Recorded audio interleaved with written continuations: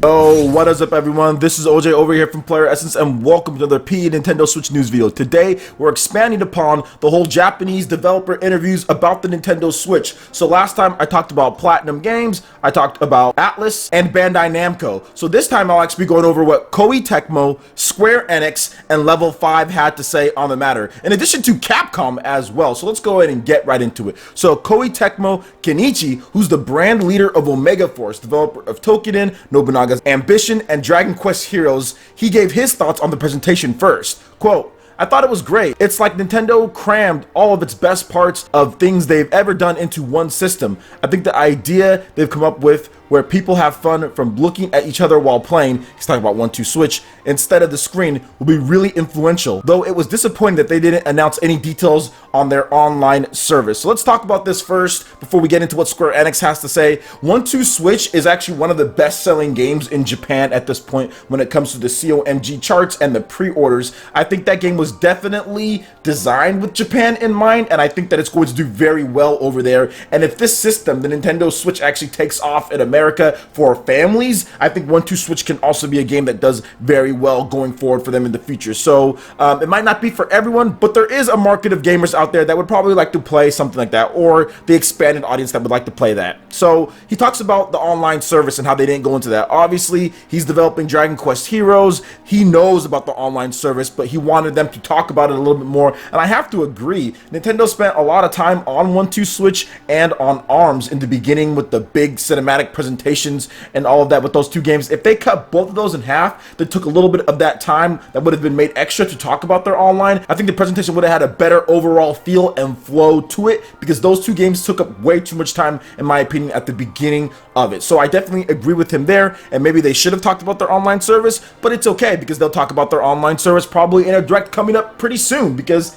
it is already January 28th, almost going into February, and the system is launching on March 3rd. So I'm pretty sure we're going to get Nintendo Direct announced sometime soon to discuss Nintendo's online service and what you get with it. Because remember, it will be a free trial until fall, and then it's going paid. So Nintendo essentially has that time period to win people over as far as adding features, making sure that they perfect the service, making sure everything is running good, getting feedback. So that's why I'm not really complaining right now or crying or angrily tweeting Nintendo. It's going to be free for a while. They're going to take their time to make adjustments and things like that, just like Microsoft and Sony have done, but they've charged you from the beginning when it comes to PS4 and Xbox One. So I do think we definitely need to wait and see, and then give feedback as we actually have the device in our hands, because remember, we won't be paying until the fall. All right, moving on next to what Square Enix had to say. Ryota, who is the Dragon Quest Heroes series producer, in addition to producing Dragon Quest Heroes 1 and 2 for the Nintendo Switch. So he has really big hands-on with the Nintendo Switch. So he talks about the interesting aspects of the system, and he says that, quote,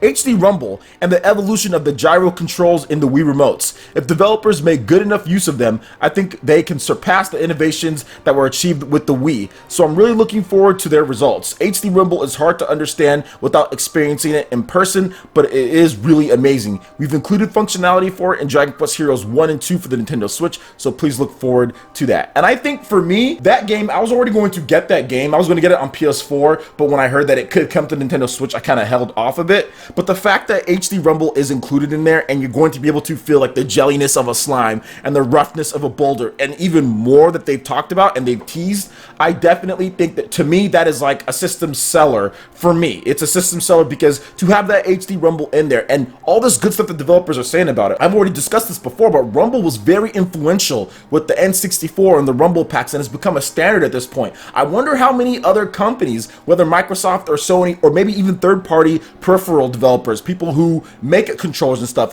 actually copy this HD Rumble or try to simulate what it can do, because I think it could have that effect if HD Rumble does become as popular. If the Nintendo Switch does become popular and more developers use this technology, I can definitely see other people copying this, because it is really cool. Some of the stuff that they've talked about, being able to count how many balls are in an actual container or something like that, and using like the gyros and stuff, all of that is innovation. All of that is stuff that could potentially lead to great aspects, especially for a puzzle game, but even in Nintendo's more traditional games, like a Mario jumping on the head of like a Goomba compared to something else. All of that can be used, and the coolest thing for me, which I love, which they did not do with the Wii, the one thing with the Wii is that the innovation was only for the Wii remote. only. So if you wanted to play games traditionally with a classic controller, you didn't get the same innovation that you got. However, with the Nintendo Switch, you're getting gyro controls, you're getting the motion, you're getting the amiibo functionality, and you're getting HD Rumble in a traditional controller.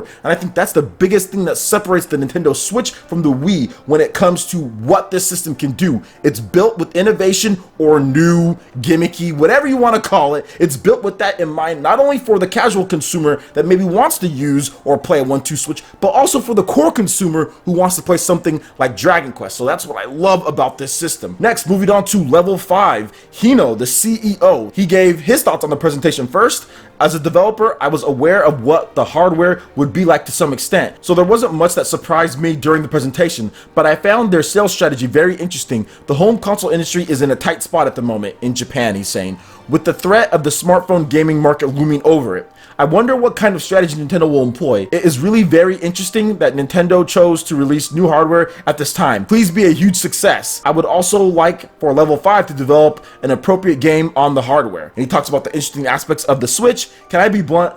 Just this once, I was hoping there would be a camera, and there's laughs in the room. I don't think they have anything that they can talk about at this point, but I would like to think that Yokai Watch would be coming over. Obviously, the Nintendo 3DS is still going well. Yokai Watch 3 just came out for the Nintendo 3DS in Japan, I think last year at some point, and I'm pretty sure it's going to be coming over here. Yokai Watch is still trying to find its footing here in the Western market, but I do think that it's doing okay at this point. I do feel that they do need to bring it as far as level 5 with some stuff and some content to Nintendo Switch. Obviously, they're big on mobile as well. They do lots of different things, but I do feel that we need to see a Yokai Watch on the Nintendo Switch. I feel that they need to bring potentially even a new IP from what they've been doing there. So hopefully level 5 can put together awesome experiences on the Nintendo Switch. And for the last one here, we're talking about Capcom.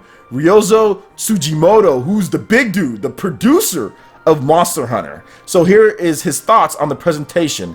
Quote, I was surprised at how quickly they announced the release date and price. The presentation was much different from how they usually do them.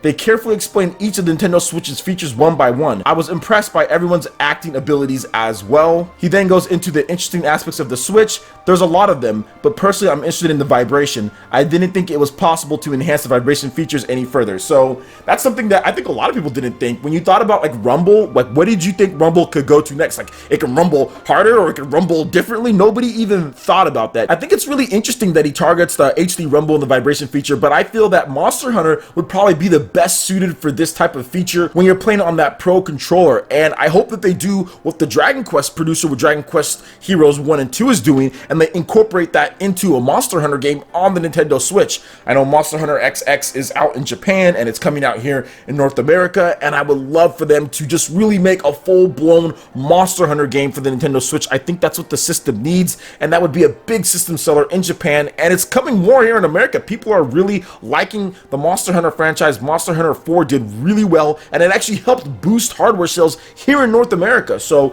it's really interesting to see how they're going to use it. But yes, Capcom, please bring over Mega Man. I would love to see like a Mega Man Legends 3 for the Nintendo Switch. In addition to that, I would love to see some revivals, like the revival of Beautiful Joe, maybe as a download title as well. A new Beautiful Joe 2D beat 'em up game using the HD Rumble, and of course Monster Hunter. So let's see what happens with them. Capcom has a lot of IPs that they can use, and I think the Nintendo Switch would be primed for them. Alright guys, that wraps it up for this video here. Go ahead and hit that like button if you did like it. Lets me know you guys want more content like this going forward in the future, and subscribe to PlayerEssence for more news, reviews, trailers, tips and tricks, and everything in gaming. Thank you so much for watching, and we'll see you guys for the next video. Peace.